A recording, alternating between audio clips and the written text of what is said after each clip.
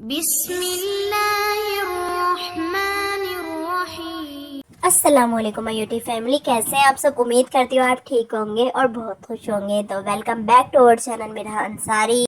तो आज के व्लॉग में आप लोग देखेंगे कि कैसे एक बीवी ने अपने शोहर पे किया जुल्म और उससे पकवाई 15-18 रोटियां।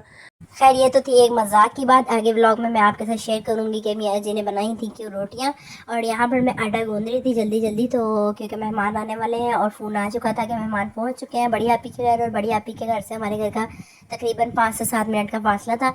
और यहाँ पर मैंने एग बॉयल करने के लिए रख दिया था, क्योंकि मुझे आपको मेरी आवाज़ से पता चल रहा होगा कि मेरी तबीयत सही नहीं है। मुझे नज़ला खांसी वायरल इन्फेक्शन जो कराची में चल रहा है वो हुआ हुआ था। और उसके अलावा आज का मेन्यू था हमारा चिकन कढ़ाई का, और उसके लिए हमने सामान मंगवा लिया है। चिकन कढ़ाई के लिए हमने चिकन मंगवा लिया था, बोनलेस भी और हड्डी वाला भी मंगवाया था, क्योंकि यहाँ पर कुछ बच्चे जो हैं वो बोनलेस रोटियाँ खाते हैं और कुछ जो है हड्डी वाला गोश्त पसंद किया जाता है, तो मिक्स मंगवा लेती हैं अम्मी। फिर मैंने टमाटर कट करके रख लिए थे और यहाँ पर ब्राउन प्याज करके उसको दही के साथ पीस लिया था। और इशाल यहाँ पर पीस रही हैं टमाटर। और इशाल बहुत ज़्यादा काम करवाती हैं, ख़ास करके जब कोई दावत होती है तो इशाल आ जाती है घर पे और काफ़ी सारा काम इशाल हमारे साथ करवा देती है। तो अच्छी बात है, लड़कियों को ऐसे होना चाहिए, सबके साथ मिलजुल के काम करना चाहिए।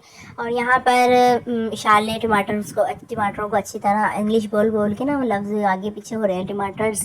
टमाटरों को कर लिया था अच्छे से ग्लैंड करने के बाद यहाँ पर सबसे पहले प्याज की थी और प्याज के बाद अदरक लहसुन फ्राई किया था। और अदरक लहसुन फ्राई करने के बाद उसमें चिकन को डाल दिया था। चिकन फ्राई करने के बाद यहाँ पर ऐड कर दिया था टमाटर की प्यूरी को। और टमाटर प्यूरी ऐड करने के बाद यहाँ पर ऐड कर दिया था ये शश के मसले मारी हूँ, क्योंकि मियाँ जी मेरे सामने बैठे हुए हैं तो मैंने उनको भी तंग करना है। तो इस तरह शकीनी जो है ना मैं करती रहती हूँ अपने मियाँ जी के साथ।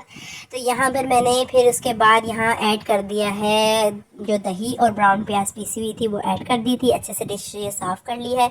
और बिल्कुल भी आपने चीज़ को ज़ाया नहीं करना, क्योंकि जो जायका होता है वो इन्हीं चीज़ों में होता है। और उंगली से इसको आपने साफ़ करना अच्छे से डिश को पानी डाल के, तो आपके जो हाथों का जायका है वो भी खाने में ऐड हो जाता है। ठीक है, तो इस चीज़ से ना शर्म महसूस नहीं करनी चाहिए कि नहीं नहीं हम तो भाई चम्मच से खाते हैं और फॉक इस्तेमाल करते हैं और इस तरह, ये कोई बात नहीं होती। ठीक है, पहले के ज़माने के लोगों के हाथों में खाने में जायका इसलिए होता था क्योंकि सब काम हाथ से किया जाता था। कोई मशीन नहीं थी, कोई भी इस तरह की चीज़ें नहीं थी, तो जो भी काम होता था सब हाथ से करते थे। पीसने का हो गया, पकाने का हो गया, गूंदना आटा।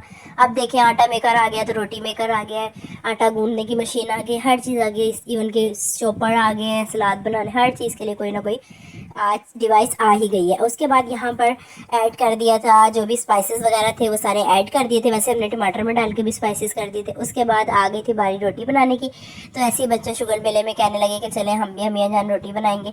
तो एक एक रोटी छोटे बच्चों ने बनाई थी। और यहाँ पर मैंने फिर मियाँ जी से कहा कि क्या आप भी रोटी बनाएंगे, तो मियाँ जी ने कहा ठीक है भाई, अब बीवी कह रही है अपने मुँह से खुद तो फिर मैं बना लेता हूँ रोटी। तो फिर यहाँ पर मियाँ जी बैठ गए थे, गुस्से में नहीं बैठे थे, ऐसी मजाक में बैठे थे। कहने लगे कि तुम्हें क्या लगता है मुझे रोटी नहीं पकानी आती, लाओ मैं तुम्हें रोटी पका के दिखाता हूँ। और वाकई में मियाँ जी ने इतनी अच्छी रोटियां बनाई थी, तीनों रोटियां जो थी मियाँ जी की फूली थी। तो एक जब रोटी फूल गई ना तो मियाँ जी को हो गया था थोड़ा सा और शौक। मियाँ जी ने कहा नहीं मैंने एक और भी बनानी है। मैंने कहा मियाँ जी क्या हो गया, क्यों इज्जत घटा रहे। ये व्लॉग मेरी मामा ने भी देखना, उन्होंने कहना तुमने शोर को काम पे लगा दिया, क्या बदतमीज़ी वाली बात है। तो मियाँ जी कहने लगे नहीं नहीं मैं कोई काम थोड़ी ना कर रहा, कोई मेरी ड्यूटी थोड़ी है, मैं तो शुगर मिलने में कर रहा हूँ। तो मैंने कहा चलें सही है, कोई मसले वाली बात नहीं, अच्छा है हमारी रोटियां ही बन रही हैं, कोई बात नहीं। तो फिर यहाँ पर मैं मियाँ जी को सिखा रही थी। वैसे तो मियाँ जी को सिखाने की कोई ज़रूरत नहीं है, माशाल्लाह बहुत ज़्यादा सुघड़ मियाँ मिले हैं, इनको सारे काम आते हैं। लेकिन फिर भी थोड़ा थोड़ा तो बताना पड़ता ही है, क्योंकि रूटीन में नहीं होते काम तो बंदा भूल जाता है। फिर यहाँ पर मियाँ जी ने अच्छे से रोटी को बेलना शुरू कर दिया। और ये देखें रोटी माशाल्लाह चकले पे भी घूम भी रही है। अच्छा, कुछ लोग इसको पाटा बोलते हैं, हम लोग इसको चकला बोलते हैं। नहीं, जो लोग पाटा बोलते हैं ना, मतलब मुझे हंसी आ रही है कि मतलब ये कैसा नाम है इसका, पाटा हमने कभी भी नहीं सुना। अगर आप लोगों ने नाम सुना है तो कमेंट सेक्शन में ज़रूर बताइएगा। तो खैर यहाँ पर चकले पे रोटी चुपकी भी नहीं थी। हालांकि लाल आटे की रोटी जो होती है वो बनाना बहुत ज़्यादा ट्रिकी होता है, क्योंकि ये ज़्यादा अगर ज़ोर से दबा दिया जाए बेलन को तो ये ना चकले पे चिपक भी जाती है। तो फिर इस वजह से ना, लेकिन यहाँ पर मियाँ जी तो रहे एक्सपर्ट और जुगाड़ी। तो यहाँ पर मियाँ जी ने अच्छे से इसको बेल लिया है और रोटी का देखें शेप भी दे रहे हैं कि गोल रहे।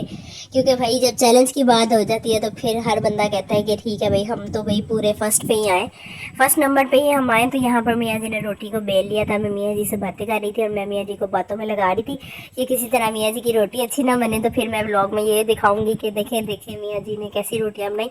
लेकिन नहीं भाई, मियाँ जी ने तो कहा कि मुझे मुकाबले में उतरना है, फर्स्ट अव्वल आना है तो मियाँ जी ने दोबारा से उसका बेला, मैंने मियाँ जी को बोला भी कि बस कर दी, ये रोटी ज़्यादा बड़ी करेंगे तो बीच में से फट जाएगी, क्योंकि ऐसा मेरे साथ बहुत दफ़ा हो चुका है। लेकिन मियाँ जी कहने लगे नहीं तुम टेंशन नहीं लो, अब तुम देखो और सीखो मुझसे रोटी पकाना, तुम मुझे क्या सिखाओगी, मैं तुम्हें सिखाता हूँ। तो यहाँ पर मियाँ जी ने ऐड कर दी है तवे पर रोटी, और ये देखें कि मियाँ जी ने अब उसको उंगलियों से सेट भी करना शुरू कर दिया। फिर मैं मियाँ जी को बता रही थी कि जब आप उंगलियों से इसको दबाएंगे तो ये लास्ट पे जाके ना रोटी फूलेगी नहीं, क्योंकि इसमें बबल्स नहीं बनते। जब आप इसको उंगलियों से प्रेस कर देते हैं ना तो बबल्स नहीं बनते। कदरे गोल रोटी ये दिखाई आपको दे रही है, बस एक साइड से ना मतलब थोड़ी सी गोल नहीं हुई थी, बाकी ये अच्छे से गोल रोटी बनी थी।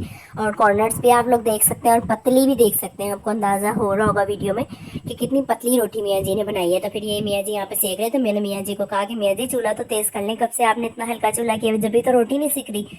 फिर मियाँ जी ने चूल्हा थोड़ा सा किया है तेज़, और तेज़ किया है तो ये रोटी की थोड़ी सी लुक आई है। यहाँ पर मियाँ जी मुझे बता रहे थे कि थंबनेल ये बना लेना, थंबनेल वो बना लेना। तो यहाँ पर मियाँ जी ने मुझे मज़े मज़े के आइडियाज़ दे रहे थे कि क्या देना, कि आज बीवी ने करवा लिया शोर से बहुत सारा काम और इस तरह करके। तो मैंने कहा मियाँ जी क्या कर रहे हैं, व्यूवर्स कहेंगे कि देखो ज़रा 10 दिन नहीं हुए यूट्यूब पे आए हुए, तो फिर ये इस तरह शोहर से काम करवाना शुरू कर दिया। कहने लगे कोई बात नहीं होती, मियाँ बीवी को मिल के काम करना चाहिए। अगर एक बंदे की तबीयत सही नहीं है या कोई मसला है तो इसमें कोई बुराई वाली बात भी नहीं है, अच्छी अच्छी सोच होनी चाहिए। और इसी तरह बीवियों को भी चाहिए कि वो भी शोहरों को समझें। ये नहीं कि अगर उन्हें किसी चीज़ की ज़रूरत है तो वो उसी टाइम चाहिए, इसी टाइम चाहिए, वो भी समझें कि भाई अगर उनके पास टाइम नहीं है तो थोड़ा सा कॉम्प्रोमाइज़ वो भी कर लें। तो इसी तरह ही लाइफ चलती है, ऐसा नहीं होता कि एक ही बंदा कॉम्प्रोमाइज़ करता रहे, हर तरफ से दोनों साइड से कॉम्प्रोमाइज़ करना पड़ता है, तो तभी लाइफ अच्छी जाती है। और ज़्यादातर कॉम्प्रोमाइज़ तो लड़की को ही करना पड़ता है। फिर यहाँ पर रोटी के ऊपर कॉम्प्रोमाइज़ नहीं हो रहा था, तो इसलिए मियाँ जी ने कहा कि मैंने इसको और सेकना। मैंने कहा बस कर दें बस कर दें, क्या करें रोटी खाली हो जाएगी, पूरी अकड़ जाएगी वो। कहने लगे नहीं अब तुम खा के बताना ये रोटी कैसी बनी। और वाकई रोटी बहुत नरम बनी थी, एंड तक लास्ट तक ये नरम रही थी। वैसे नरम रहने का ये राज भी है कि मैंने रोटी सबसे नीचे रख दी थी, तो इस वजह से रोटी नरम रही थी, लेकिन वैसे ओवरऑल रोटी अच्छी बनी थी। फिर यहाँ पर मियाँ जी ने 3 रोटियाँ बना ली हैं, उसकी मैंने व्लॉग रिकॉर्ड नहीं किया, बहुत लंबा हो जाता वरना। फिर मैंने मियाँ जी से कहा कि लाएँ दिखाएँ, अभी अब मैं व्यूअर्स को बताती हूँ कि ये पहली रोटी है। उसके बाद पहली वाली देखें थोड़ी सी कच्ची लग रही है, फिर आ गई दूसरी रोटी, और तीसरे नंबर पे जो रोटी बनी थी वो बिल्कुल परफेक्ट बनी थी। फिर मैंने और मियाँ जी ने जब दावत हुई तो दोनों ने ही ये रोटियां खाई थी। तो ये काफ़ी अच्छी बनी थी, नरम भी थी और पतली भी थी, मोटी भी नहीं थी और नरम थी। फिर यहाँ पर ये कढ़ाई भी बन के तैयार हो गई है। कज़न ने इसको जल्दी जल्दी से तैयार कर लिया था क्योंकि हम लोग व्लॉग बनाने में बिजी थे।